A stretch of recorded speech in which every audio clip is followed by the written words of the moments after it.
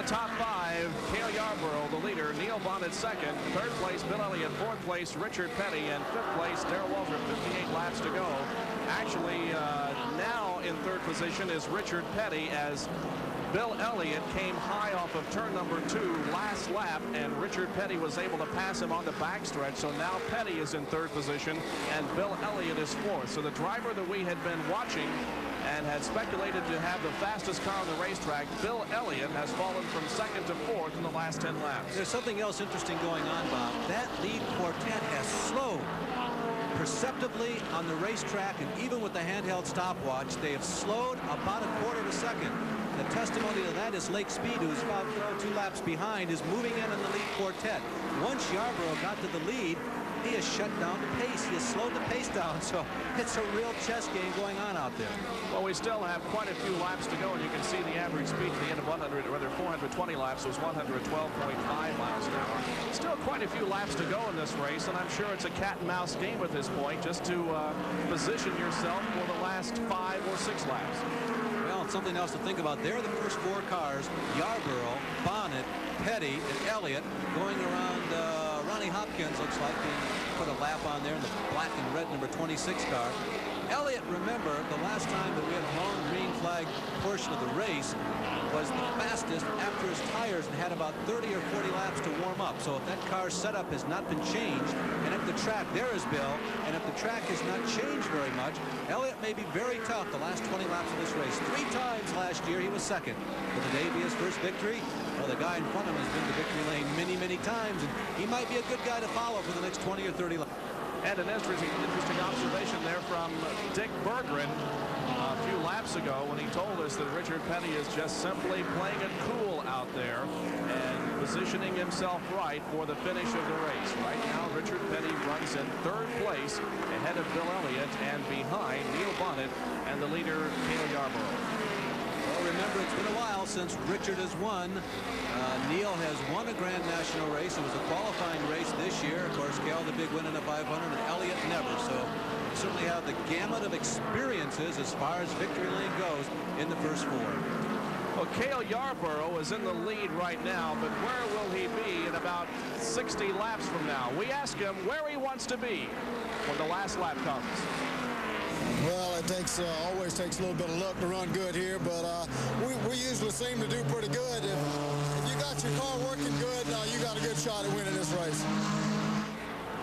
And Cale Yarborough says that he wants to be in the lead when the white flag is displayed, and we'll see if he can maintain the advantage that he has now and be in that position in a few laps from now. Yarborough is leading. They're approaching slower traffic once again here in the 4th turn.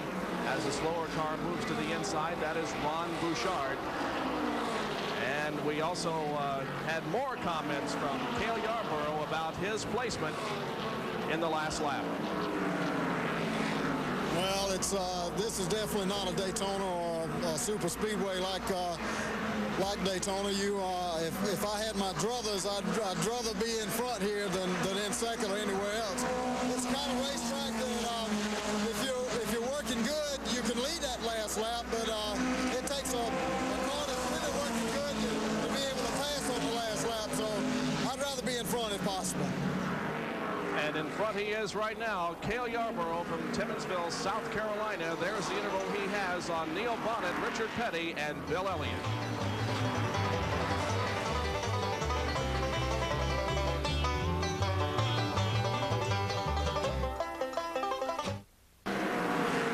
Bob Jenkins, Larry Newber, and Dick Berggren bringing you live the Warner Hodgson Carolina 500 from Rockingham. These are the first 4 cars: Cale Yarborough, Neil Bonnet, Richard Petty, and Bill Elliott. And the 37,000 fans gathered here rose to their feet just a couple of laps ago when Neil Bonnet challenged Cale Yarborough coming out of the 4th turn. He was unable to pick up the position. Cale maintains the lead, but it perhaps gives us an indication of some of the racing that we have coming up here in the next 40 laps. 42 laps to go, to be exact, for those of you at home with calculators, as Bonnet once again goes side by side with Yarborough. And a slower car ahead of them, and Neil sideways, and both cars are spinning. Yarborough hitting the wall. So is Neil Bonnet. Richard Petty and Bill Elliott make it by, but Yarborough and Neil Bonnet battered rear end of the Cale Yarborough car as he tries to limp toward the pit area. That car is badly damaged. What a development, as Neil just got too low on the first turn, it looked like. This place is one tough son of a gun, I'll tell you. And Yarborough deposits most of the rear section of that race car in turn number 3. He continues to motor around. I really don't think they're going to be able to continue in this race, although there have been wondrous things that NASCAR crews have done, but that one looks pretty well damaged. Well, the situation is, as you can see, the sheet metal rubbing on the tire there in the left rear of the car. Yarborough's still out there on the racetrack. Leaders pitting in the lap, and the leaders are pitting. Richard Petty and Bill Elliott, both of those into the pit area. And let's watch again to see what happened there as Bonnet and Yarborough went hard side by side into the turn. Well, Neil, way down on the bottom of the flat spot of the racetrack, he gets sideways. Difficult to see if he touched Cale before Cale got out of control. I think he may have. Real difficult to see from our angle. And Cale backing hard into the outer retaining wall. He spends about 100 feet up there and then goes back for another try. There's Neil trying first the tail, now the front end, and scraping along the Armco steel. And the North Carolina Motor Speedway has claimed 2 more. The lane is narrow. I'll tell you, it's a tough place. Well, it doesn't look like that Neil Bonnet's car had real heavy contact with the wall, but Cale Yarborough did. That car still out there on the racetrack. I don't mean to laugh, but they really are downsizing Grand National stock cars these days, aren't they? Let's see if Cale comes in this time. I believe he will. It's just amazing that that car is able to continue to run. It looks like the rear axle has been shoved forward by at least 6 inches, but the car continues to operate. An incredible sight. Now Cale into the pit area, and they assess the damage to the rear of that car and begin to change rubber on the left side. Will he be able to get back in the race? Well, we'll answer that in just a few minutes as we are yellow once again at Rockingham.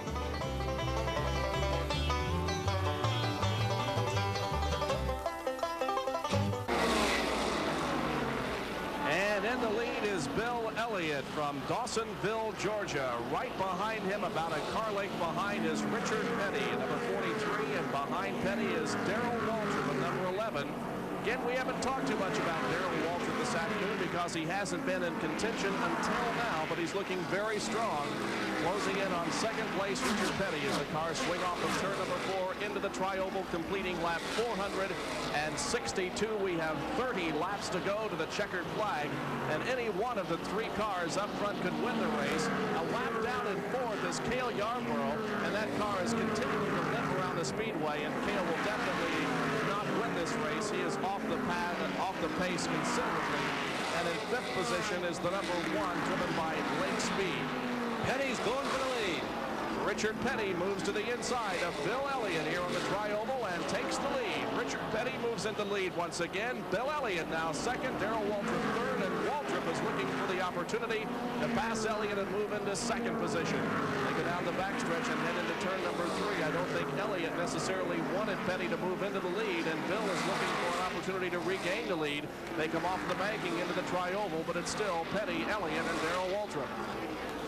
464 laps complete. Certainly in the final stages, but not down to those final succession of heartbeats. We still got a little less than 30 laps to go, so plenty of time to maneuver up front.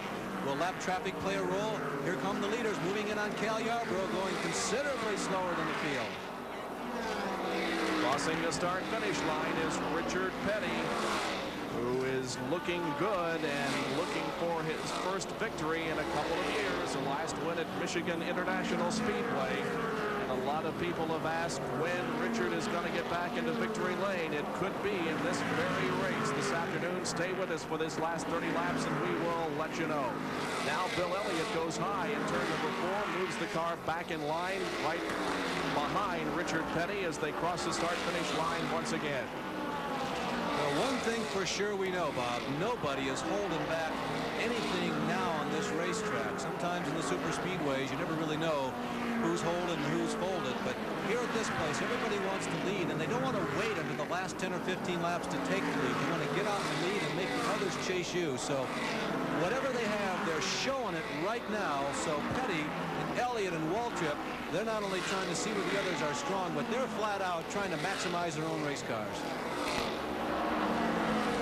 And Junior Johnson, the crew chief on Darrell Waltrip's car, is with Dick Bergman in the pit area. Dick? Junior, how are you running? Well, our car's not running like we think it ought to. It just won't come out of the number 4 turn like it should, and for that reason the guys are muscling around at that spot, and you just can't make it up there. You got to run down the straightaway. Junior Johnson, Darrell Waltrip's crew chief. And back into the pit area once again is Cale Yarborough for more work on that car as they continue to work with the sheet metal in the rear end of that car, trying to get it off of the tires. You can see work being done on the right side of the car. Cale Yarborough sits hopelessly in the pit area as his hopes for a victory here at Carolina, and he had been running so strong, dashed by an incident with Neil Bonnet a few laps ago, but Yarborough back out on the racetrack once again. Here is the leader, Richard Petty, in the STP Pontiac. Bill Elliott running in second position. Third is Darrell Waltrip. And a driver who has put on a very nice performance here this afternoon, now shown in 4th place, despite the fact that he is 2 laps down, is Lake Speed in car number 1. Well, Lake, if you recall last week, if you read anything in the racing papers or heard some of our comments earlier, was running near the front of the pack. There was one point when he was down a lap and he was fighting really hard to get back in the lead lap. There is Lake Speed in the Uno-sponsored number 1 car. He's run a very consistent race here today, and Bob, as you just mentioned, now he finds himself in 4th position, which would be his highest finish ever in his Grand National career. He's 2 laps down, so not in it for victory, but a very solid performance for the young man from Jackson, Mississippi, the former world go-karting champion, 25th at Daytona earlier this year, 15th for the most recent race at Richmond. He finished 20th in last year's final point standings, and he has said that this is his biggest chance to hustle. We continue to watch the lead pack here as Richard Petty sets the pace and Bill Elliott runs in second position. Now Bobby Allison has positioned himself between second place Elliott and third place Darrell Waltrip, as Waltrip drops off the pace just a little bit here.